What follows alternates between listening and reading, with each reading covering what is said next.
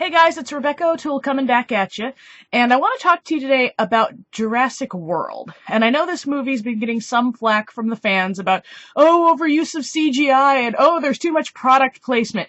And the thing that a lot of people don't know is that the director, who wasn't Spielberg, by the way, he produced this one, he put all of the product placement in on purpose. So that jewelry store, the Pandora jewelry store that you see when they're in the Main Street USA area of the park, and the really obvious, Margaritaville drink stand and all that stuff that seemed like, oh yeah, here's our products, go buy these. He put that in on purpose because places like Disney World and Disneyland and Universal Studios, they do that same kind of thing at their theme parks. That was an added element of realism.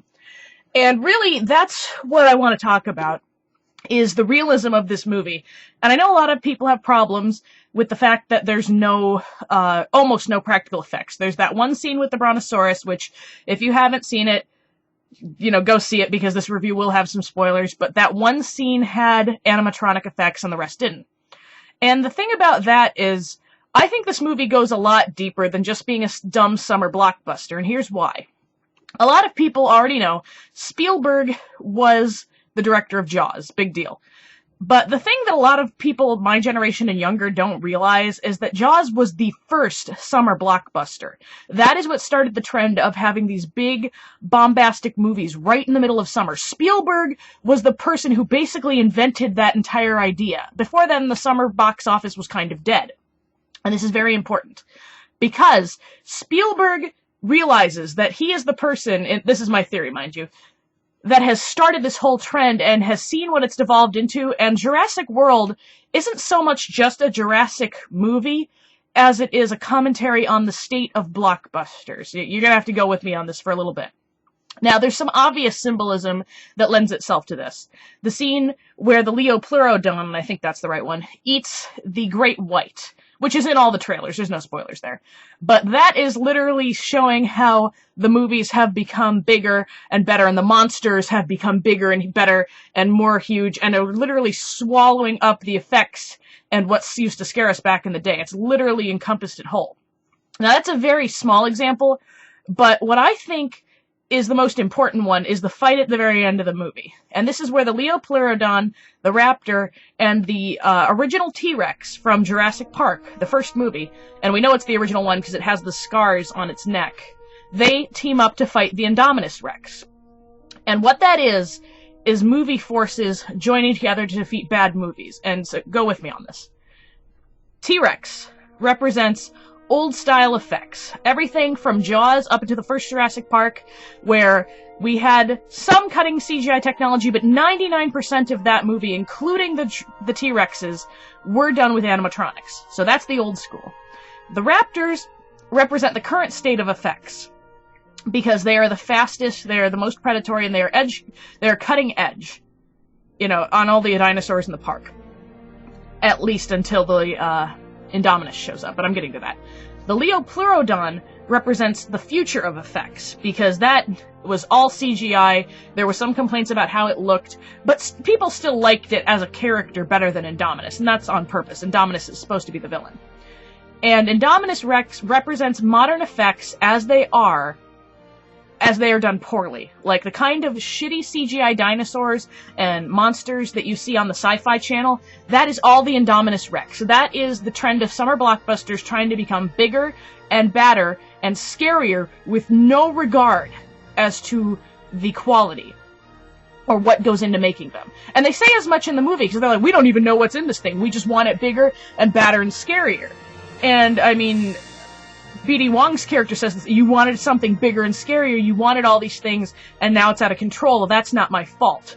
And that kind of sounds to me like a CGI technician saying, hey, you wanted an 80 million tall foot spider, it's not my fault that it looks stupid.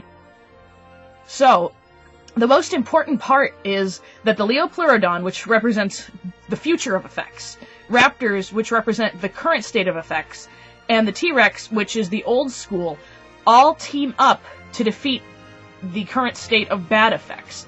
This is Spielberg showing us that he understands that he's created something that has evolved into a monster, but that as long as he is around, he's not going to let it take over cinema. He knows that effects have to evolve and change over time, and that is the Leopleurodon and that is the raptor. That is why they all work together to defeat bad movies. Why they're working together to defeat the bad dinosaur, the out-of-control effect that has ruined everything. And that is my takeaway from Jurassic World. Now, a few of these things were backed up, like the fact that the product placement was put in by the director. I read that on IMDb, so that's not just me pulling stuff out of the air, which I really think that that is what this movie was trying to accomplish. It wasn't just a dumb Jurassic World movie, which is honestly what I expected going in. And looking at it through that lens, Spielberg does what he always does, and he's a masterful filmmaker. He can do the dumb, fun movies. I mean, look at Gremlins. There's nothing particularly groundbreaking outside of that. The effects are good, and the story is good, but it's not amazing. It's not like Poltergeist, or Jaws, or Schindler's List, which are amazing films. It's just a good movie. Like, Spielberg can just do a plain good movie, but I really think Jurassic World stands for the fact that it's kind of him taking ownership of the fact that, yeah, summer blockbusters have become something kind of dumb and cheesy and out of control. Look at the Transformers movies. Look at really just any movie on Sci-Fi Channel with shitty effects. That all of that can be traced back to what he started with Jaws. And don't get me wrong, I love Jaws. It is one of my top favorite films of all time, and I think it still looks amazing, considering how far effects have come. And even if it didn't look amazing, the acting and the directing and the writing and the story and everything about Jaws is so perfect. But Spielberg understands that. He knows that it's not just him that is responsible for... Hello, come here. Come here. Yes, Harley. Yeah, you want to say hi? Say hi. Anyway, Spielberg understands that he's kind of created this monster, but he's also going to be there to rein it in for us. And looking at Jurassic World like that, I feel it's a much richer film than people are really giving it credit for. Yeah. You're not going anywhere if you're going to be like that. Make me internet famous, Harley. Yeah, she didn't do shit. Not approved by Harley. So, hopefully you've seen the film, because if not, I feel like I've just spoiled pretty much everything.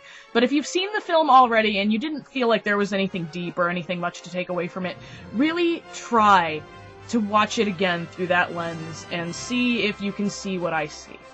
Because looking at it through that, it really becomes a wonderful commentary on the state of films. And it's still a fun movie. Like, I enjoy Chris Pratt. I enjoy the basic story. I really like Ty Simpkin. I think he was wonderfully cast. I think he has a great career in front of him if he keeps up like he is. I loved him in Insidious 1 and 2.